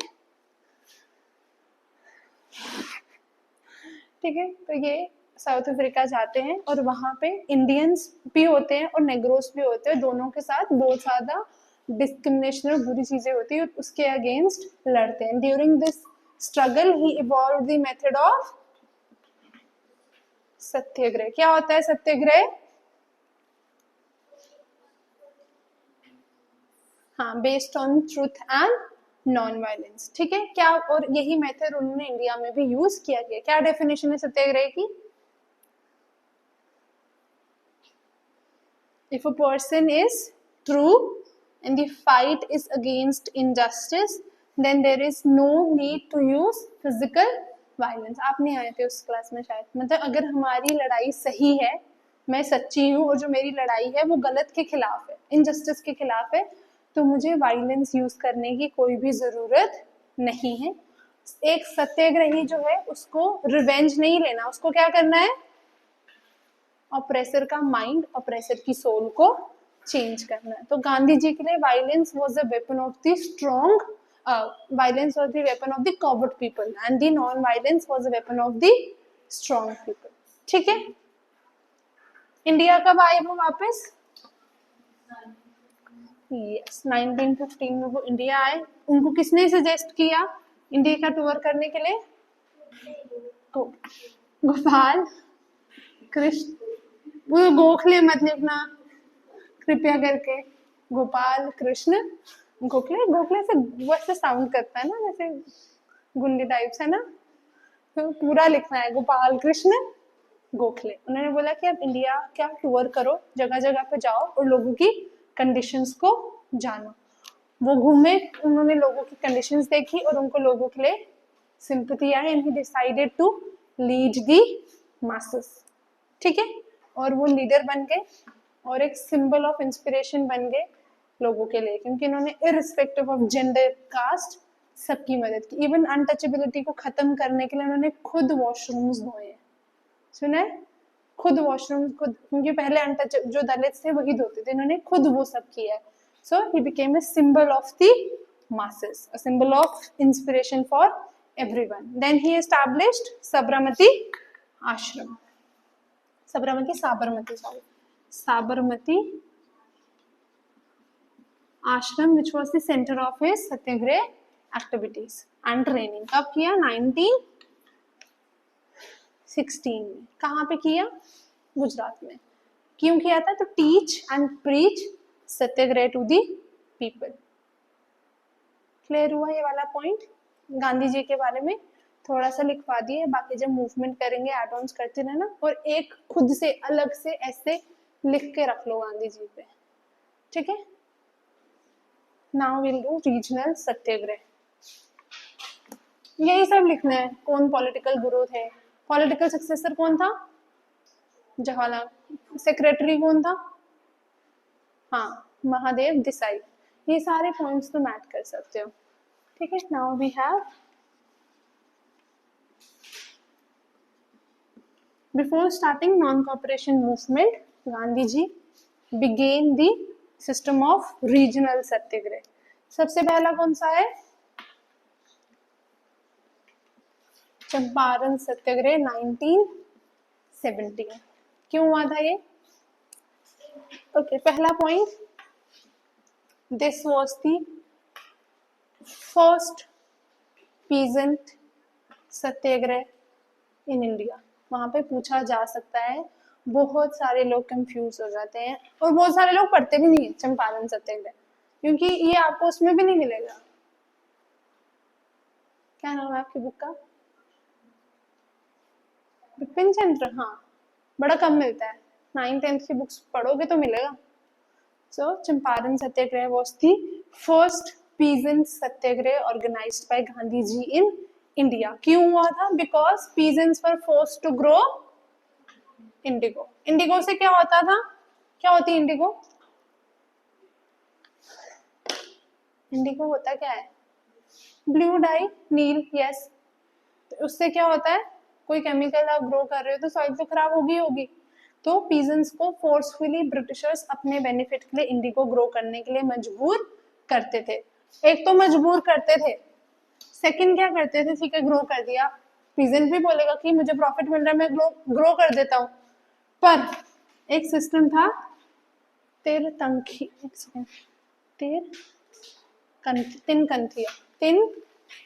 कंथिया सिस्टम। एक तो फोर्स कर रहे हैं ग्रो करने के लिए, सेकंड उन्होंने एक सिस्टम बना दिया तिन कंथिया सिस्टम। इस सिस्टम के अंदर ब्रिटिशर्स ने बोला कि आप जितना भी इंडिगो ग्रो कर रहे हो, आपकी कम प्रोडक्शन हो रही है, ज्यादा हो रही है, आपको वो हमें ही बेचना है एट फिक्स्ड प्राइसेस।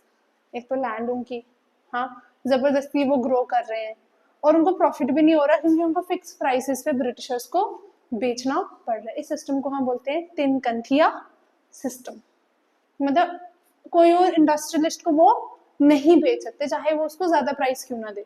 जैसे डडवानी सिस्टम था, उसमें भी यही होता था, एडवांस ले लेते थे वर्कर्स वगैरह और उनको बेचना पड़ता था। उसी तरीके से इस सिस्टम को हम बोलते हैं तिनकंथिया सिस्टम। बहुत कम बुक्स में लिखा हुआ है, ठीक है। तो एक कौन गया था गांधी जी के पास?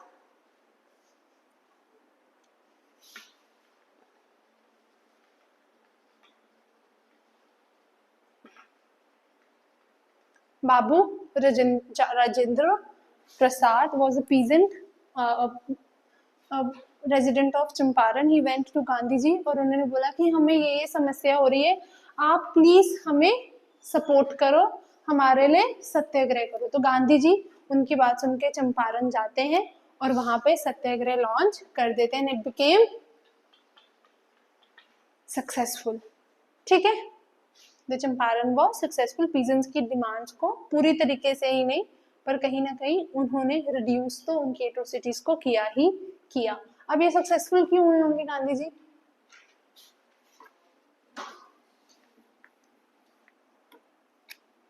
यहां तक क्लियर हुआ चंपारण सत्याग्रह क्यों ऑर्गेनाइज किया गया था? ठीक है। तो गांधी जी ने मासेस को इकट्ठा किया, पीजेंट्स को, लोगों को इकट्ठा किया, लोकल फार्मर्स, अदर पीपल, और उन्होंने नॉन वायलेंट प्रोटेस्ट लॉन्च कर दिए against the atrocities faced by the peasants in Champaran. And ये सब देखते हुए government was forced to go away with the tinkathia system. Government ने इस सत्याग्रह के बाद तिनकंथिया सिस्टम खत्म कर दिया। पूरी तरीके से पीजेंट्स की एट्रोसिटीज खत्म नहीं होगी, पर कुछ एक्सटेंट तक गांधी जी ने उनकी एट्रोसिटीज को कम किया। This was about Champaran satyagraha. क्या क्या याद रखना? First peasant satyagraha, reason, Gandhi ji के पास कौन आया था, और how Gandhi ji was successful. Clear? Then we have Ahmedabad mill strike.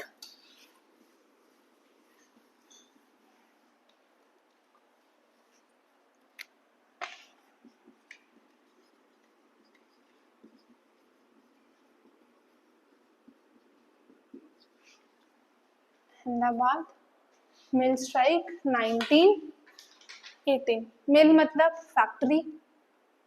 क्या रीजन होगा फिर? Yes, it was not directly against the British government, but it was related to a dispute between mill workers and mill owners. किस basis पे होगा? wages, major reason, low wages and poor working conditions। इन दोनों की वजह से इनके बीच में एक डिस्प्यूट शुरू हुआ था, मेजरली लो वेजेस। तो गांधी जी वहां जाते हैं और उनको बोलते हैं कि आप पीसफुल प्रोटेस्ट शुरू करो, आप वायलेंस मत यूज करो, आप पीसफुली प्रोटेस्ट करो और देखो कि आपका क्या बनता है। और he himself started fasting for the workers. Gandhi ji ने फास्टिंग बहुत करते थे। जब बी आर अम्बेडकर ने सेपरेट इलेक्टोरेट की डिमांड रखी थी सेकेंड राउंड टेबल कॉन्फ्रेंस पे, उसके बाद गांधी जी को अरेस्ट कर लिया गया था, ठीक है। Was in the jail. तो उन्होंने वहां पे फास्ट अंटिल डेथ किया। क्या होता है फास्ट अंटिल डेथ? भूख हड़ताल टाइप के, तब तक भूखा रहूंगा, या तो मेरी डिमांड फुलफिल करो या तो मैं जब तक मरूंगा नहीं। तो फिर B R Ambedkar was called, उनको मनाया गया। फिर उन्होंने क्या एक्ट किया? पूना पैक्ट साइन किया, पूना पैक्ट, जिसके तहत उन्होंने सेपरेट इलेक्टोरेट की डिमांड छोड़ दी on the condition that they would be provided with reservation, ठीक है। तो उस टाइम पे भी गांधी जी ने पीजेंट्स के लिए फास्टिंग करना शुरू कर दिए। गांधी जी की डिमांड थी 35% increase in the wages of the peasant, ठीक है। तो उसके बाद 35% इंक्रीज उनको मिल गया और गांधी जी ने मूवमेंट विड्रॉ कर ली। This was about the Ahmedabad mill strike. And last the major regional satyagraha we have is yes Kheda, जो सबसे फेमस है।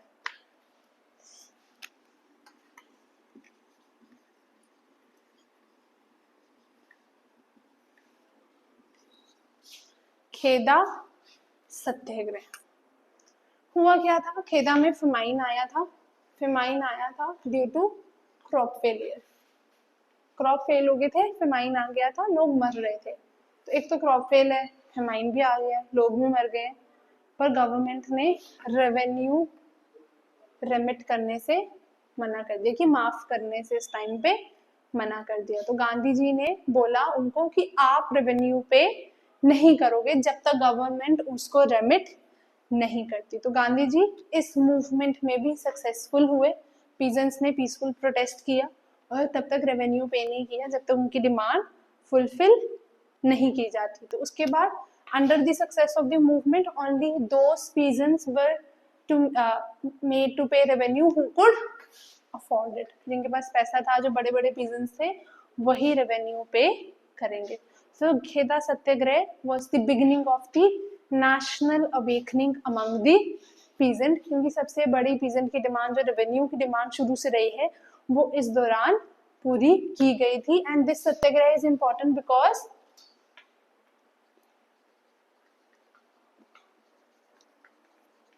Sardar Vallabhbhai Patel became a follower of Gandhi ji after this सत्याग्रह। कौन थे सरदार वल्लभ भाई पटेल?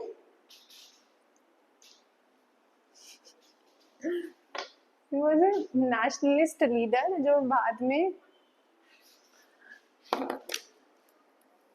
क्या है सरदार वल्लभ भाई पटेल का गुजरात में? ये स्टैचू ऑफ यूनिटी। वो किसका है? क्यों बोला जाता है, क्यों बनाया गया इनके लिए स्टैचू ऑफ यूनिटी? खेदा सत्याग्रह समझ आ गया। रीजन फेमाइन, सक्सेस क्या थी? वही रेवेन्यू पे करेंगे जो अफोर्ड कर सकते हैं। मिटा दो।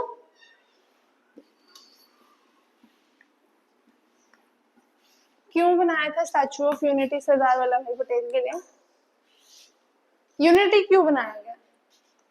तुमको ये एलर्जी होती है गर्मी से ना, स्वेटिंग से? मेरी मम्मा को भी होती है, यहाँ यहाँ यहाँ जगह होती है, मुझे खुजली करती है। खुजली से भी, खुजली इचिंग होती होगी ना, इचिंग मत किया करो।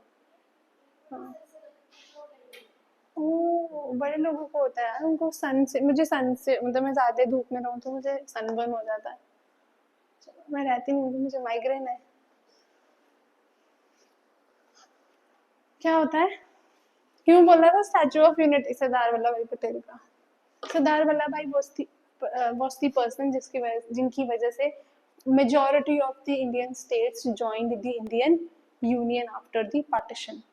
जब इंडियन यूनियन, ब्रिटिश ने तो चॉइस दे दी थी, या तो आप आज़ाद रहो, या तो आप पाकिस्तान ज्वाइन करो, या तो आप इंडिया ज्वाइन करो to the Indian princely states and etcetera. तो सरदार, अब कोई भी कुछ भी ज्वाइन कर सकता था और इंडिया बट जाता, क्योंकि इंडिया के विद इन कितनी प्रिंसली स्टेट्स हैं, वो हो नहीं सकता था।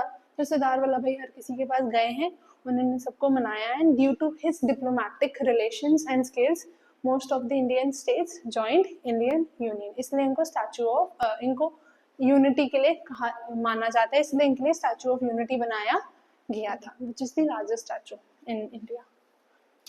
ठीक है, अब हमारा नेक्स्ट है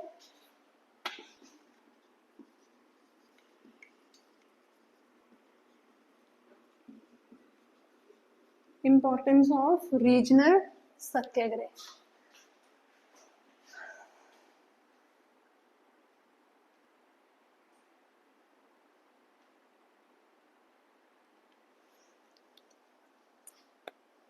क्या होगी?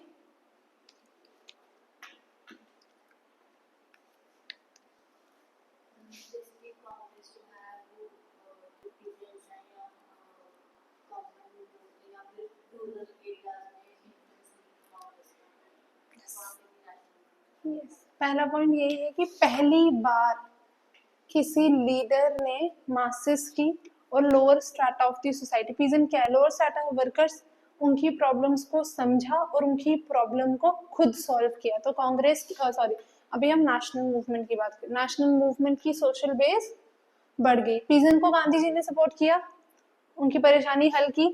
तो जब Gandhi ji national movement launch करेंगे तो सबसे पहले कौन आएगा नेशनल मूवमेंट में? पीजेंट। तो social base of the national movement and Congress widened. Second, Mahatma Gandhi became मसीहा। क्या होता है मसीहा? सेवियर।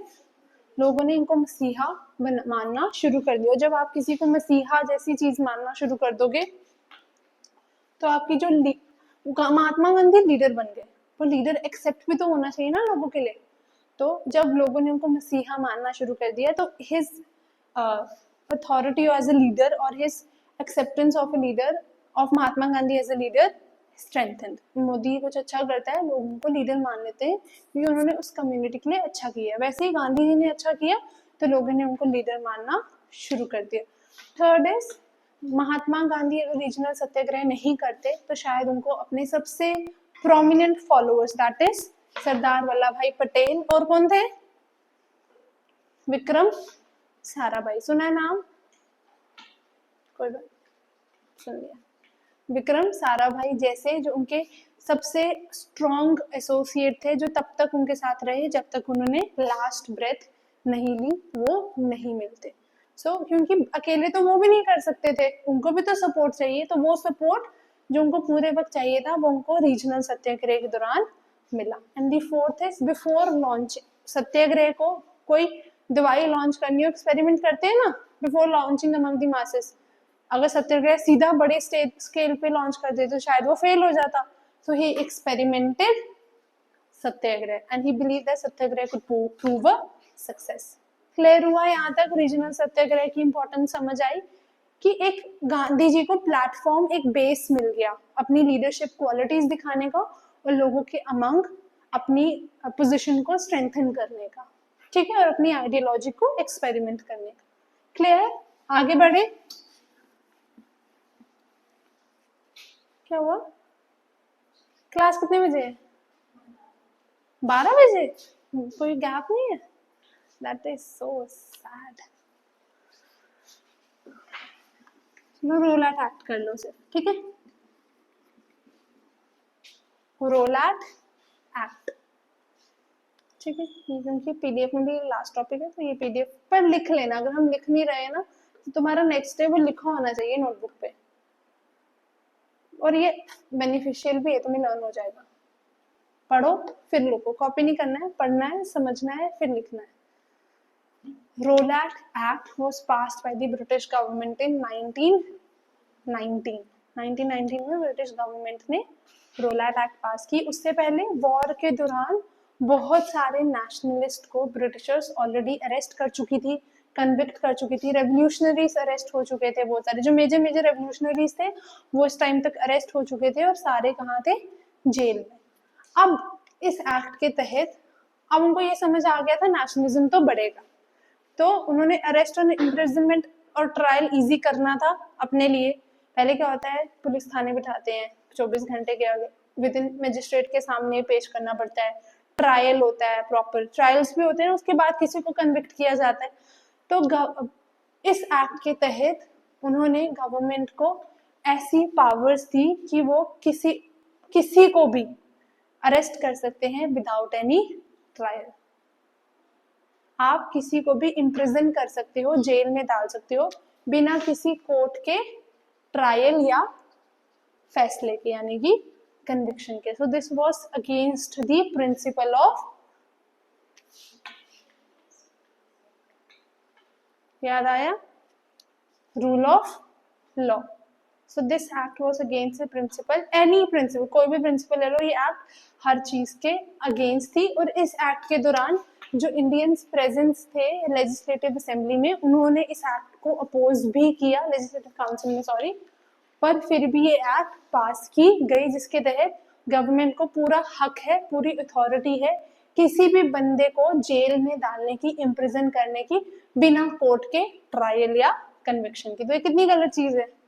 तो कहीं ना कहीं this was done as a blow to the national. सबसे बड़ा नुकसानदायक था ये नेशनलिस्ट के लिए, क्योंकि उनको तो ये लग रहा था वॉर खत्म हो गया, डेमोक्रेसी आएगी, पर उल्टा ये एक्ट आ गई। क्लियर हुई रोलैट एक्ट क्या होती है? ठीक है। So Gandhi ji launched satyagraha against Rowlatt.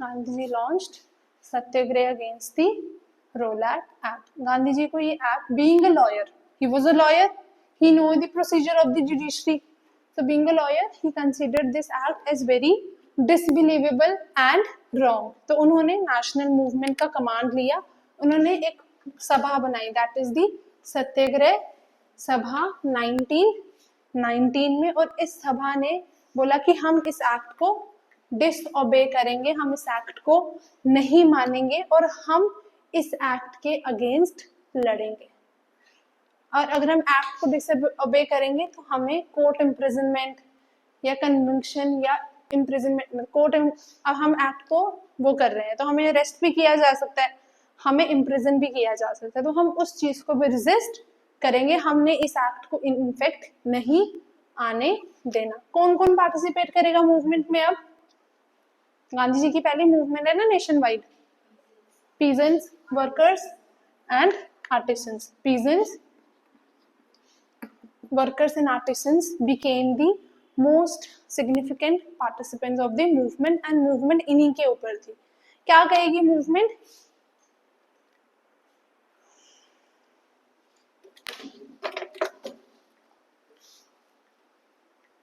सत्याग्रह सभा बनी, पीजेंट्स, आर्टिसंस और वर्कर आए। क्या कर सकते हैं ये लोग? सबसे पहले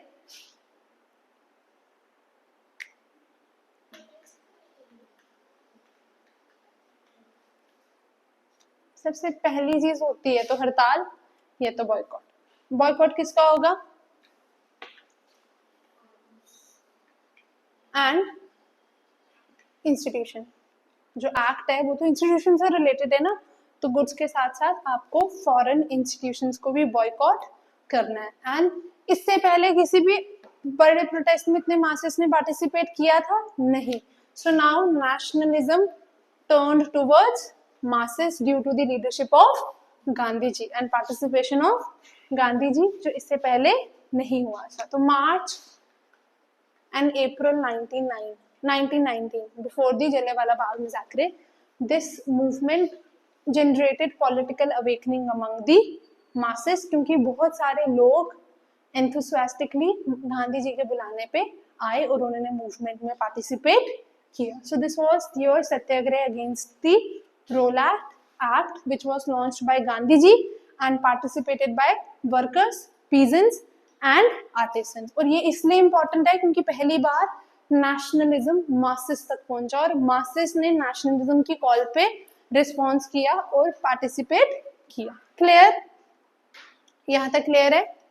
आगे कल, ठीक है, कल फिर हम करेंगे, मंडे को करेंगे Jallianwala Bagh massacre, Hunter commission and our non cooperation Khilafat movement. ठीक है, मंडे को नॉन कोऑपरेशन मूवमेंट पूरी तरीके से खत्म हो जाएगी। ठीक है, यहाँ तक रिवाइज कर दो, मैं तुम्हें इसकी भी पीडीएफ शेयर कर देती हूँ, उसमें नॉन कोऑपरेशन मूवमेंट भी है, पर वो मंडे को करेंगे। ठीक है, वो वाली पीडीएफ आ गई थी ना, सर को भेज दी थी मैंने, मैं ये शेयर कर देती हूँ।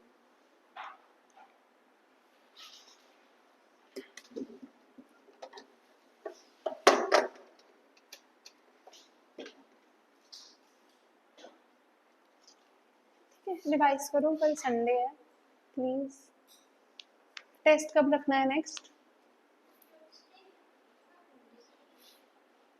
ट्यूसडे और नॉट मंडे? अच्छा, मुझे लगा बोली और मंडे। चलो ठीक है, पहले नॉन कोऑपरेशन मूवमेंट और वो कर लेते हैं, थोड़ा सा सिलेबस का भी फिर टेस्ट करते हैं। वेडनेसडे को रख लेंगे। ठीक है, मिड ऑफ द वीक का टेस्ट रख लो, 3 दिन इधर भी हो जाएंगे, 3 दिन उधर हो जाते हैं। कितना, कहाँ तक लिया था टेस्ट? D industrialise. उसके बाद क्या टॉपिक है? हाँ, revolt of 1857 and phases of nationalism. ठीक है, चलेगा यहाँ तक?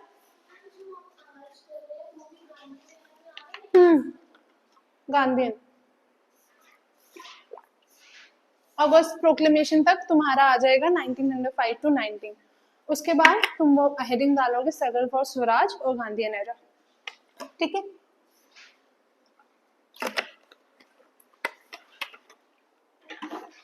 पहले हेडिंग डालना गांधीयन एरा, फिर डालना स्ट्रगल फॉर स्वराज 1919 to 27, क्योंकि उसके बाद सारा गांधी एरा है ना। ठीक है, वैसे लिखना।